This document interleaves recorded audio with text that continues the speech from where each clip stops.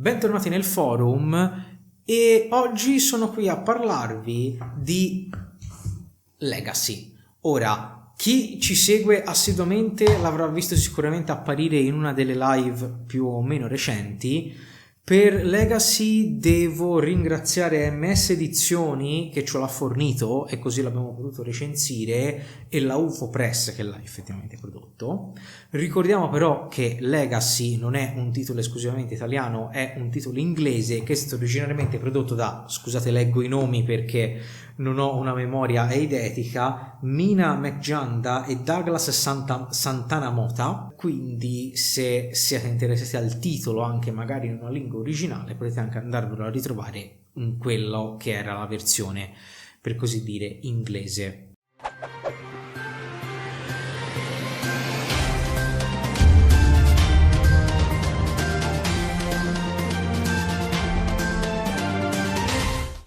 Un'altra caratteristica che devo farvi notare di questa recensione di Legacy è che è effettivamente l'inaugurazione della prima recensione di un PBTA su questo canale. Abbiamo già provato a giocare a un PBTA in live con Fantasy World, ma non abbiamo effettivamente mai recensito un vero e proprio PBTA. Ironicamente voleva iniziare Daniele con un format proprio basato sui PBTA e invece inizio io in maniera molto estemporanea con Legacy. Ladro! È andata così. Dico anche paradossalmente perché con molta sincerità lo dico qua, i PBTA hanno un sistema che non mi ha mai interamente convinto sotto alcuni aspetti. Nulla togliere, diciamo, a questo tipo di filosofia di gioco, ma sono uno di quei giocatori che preferisce altri tipi di sistemi. Non siamo comunque qui per analizzare questo, andiamo a vedere di che cosa tratta Legacy. Ora, a livello generale mi sento di dover fare un'introduzione su quello che è il PBTA. Sicuramente ne parlerà anche meglio Daniele quando farà il suo format. Comunque l'idea del PBTA era quella di creare una filosofia del gioco di ruolo diversa da quello che possiamo definire classico, molto più basata su il coinvolgimento dei giocatori, la costruzione dell'ambientazione, e questo è una cosa che posso molto apprezzare, e anche una libertà narrativa dietro al vero e proprio gioco tecnico, possiamo dire. Riguardo alla libertà di creazione dei personaggi e del mondo, Legacy centra sicuramente questo obiettivo. Noi in questo particolare GDR in realtà non dovremo interpretare un solo personaggio, o meglio, ogni giocatore interpreterà principalmente un personaggio di sua scelta, ma questo personaggio è anche rappresentativo di una famiglia, non inteso per forza come famiglia naturale, nucleare, come la volete chiamare,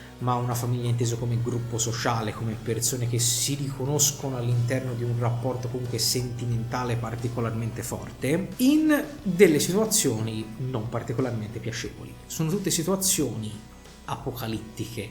Recensisco Legacy io proprio perché trattasi appunto di un gioco ispirato più o meno sempre a ambientazioni post-apocalittiche. Di queste famiglie che andranno a comporre la nostra fazione, si può dire, noi analizzeremo e vivremo l'evoluzione nel tempo. Vedremo famiglie nascere, famiglie morire, famiglie trasformarsi, succedere personaggi ad altri e magari vedere lasciti di personaggi vecchi a nuovi eredi della famiglia.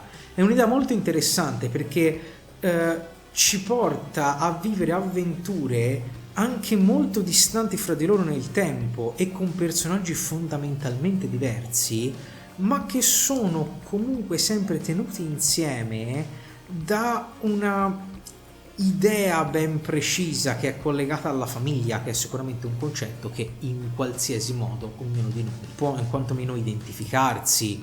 Tra l'altro tenendo conto che lo stesso giocatore potrebbe andare a interpretare all'interno della stessa avventura personaggi molto contraddittori fra di loro. Magari in un'epoca della famiglia un personaggio perfettamente adeguato agli standard e alla tradizione della famiglia, in un'altra epoca qualcuno che invece cerca di innovarla per cercare di farla sopravvivere contro magari anche quelle che sono le tradizioni che la famiglia e quindi lo stesso giocatore ha stabilito per la famiglia nel tempo. Dunque, in sostanza, quando noi andiamo a giocare a Legacy dovremmo fare due schede. Una scheda per la famiglia, una scheda per il personaggio principale che in quel particolare momento di vita della famiglia il giocatore crea.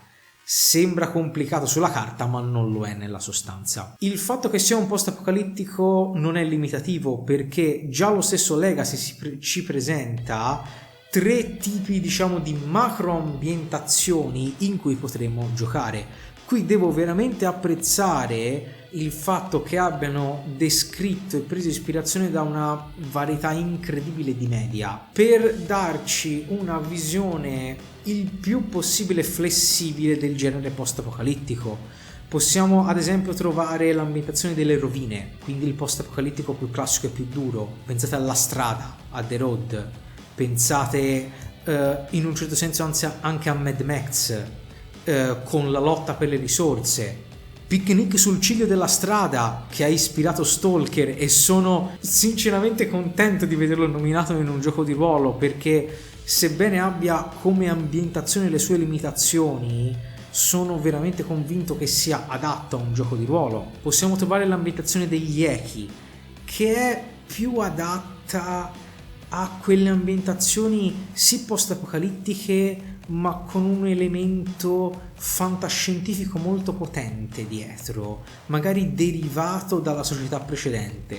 Pensate a qualsiasi Fallout, oppure alla serie di Horizon, che si basa proprio sull'idea di una società che è regredita, ma che continua a vedere gli echi appunto di una società molto molto più avanzata. Infine abbiamo un'ambientazione chiamata Riflessi, che è più adatta a storie. Pensate al pianeta delle scimmie, credo che tutti bene o male sappiamo che cosa sia, in cui sì è un post apocalittico, ma l'evento traumatico è successo molto molto tempo prima. La società si è in un certo senso ricostruita con nuove regole ed è effettivamente ben stabilizzata. A questo punto noi dovremo creare appunto la nostra famiglia e il nostro personaggio, e essendo un PBTA uno degli elementi fondamentali di Legacy saranno le mosse.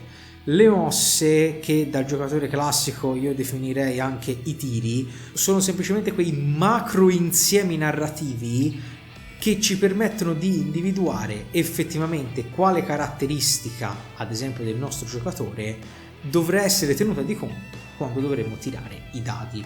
Ovviamente sarà necessario tirare i dadi solo quando questo potrà portare a un risultato non sicuro della nostra azione. Sicuramente ci saranno situazioni in cui il nostro master, il nostro narratore ci potrà dire di non tirare neanche dadi perché l'esito dell'azione sarà sicuro, e quindi mantenere una fluidità narrativa. Il tiro dei dadi verrà basato quasi esclusivamente su un certo numero di caratteristiche, in realtà poche, a cui andrà aggiunto al valore della caratteristica il risultato del dado, più molto situazionali, bonus o malus. A questo punto potremo avere 3 tipi di risultati. Un risultato superiore a 7, che sarà semplicemente un successo, di cui potremo narrare noi tranquillamente l'esito. Un risultato che va da 7 a 9, che è sempre un successo, ma con una serie di complicazioni che vengono indicate all'interno di ciascuna mossa, a seconda della mossa che staremo utilizzando. Un risultato inferiore al 9 è un fallimento, quindi vedremo un attivarsi maggiore del master attraverso particolari mosse che sono chiamate reazioni e sono appunto particolari del master, che in sostanza ci complicheranno la vita o complicheranno la vita della famiglia, perché vedete, in Legacy non esistono solamente le classiche mosse che possiamo trovare in qualsiasi Powered by the Apocalypse, ma esistono anche delle mosse caratteristiche della famiglia che seguiranno regole diverse semplicemente perché non tirerà il singolo personaggio, ma tirerà in generale tutti i membri della famiglia facendo una media delle loro caratteristiche. Quindi saranno ovviamente queste situazioni sicuramente più situazionali delle mosse normali, ma che richiedono che la famiglia agisca come collettività. Secondo me è molto carino perché comunque dà rilevanza a quegli aspetti di gruppo che sono fondamentali quando si sta andando a parlare di una fazione. Quindi qua troveremo situazioni in cui bisognerà utilizzare le mosse quando ci sono scontri interni che rischiano di dividere le famiglie fra di loro, quando dovremo superare minacce così grandi che richiedono uno sforzo non solo di poche persone ma di qualsiasi membro della famiglia, dal più importante al più inutile in un certo senso.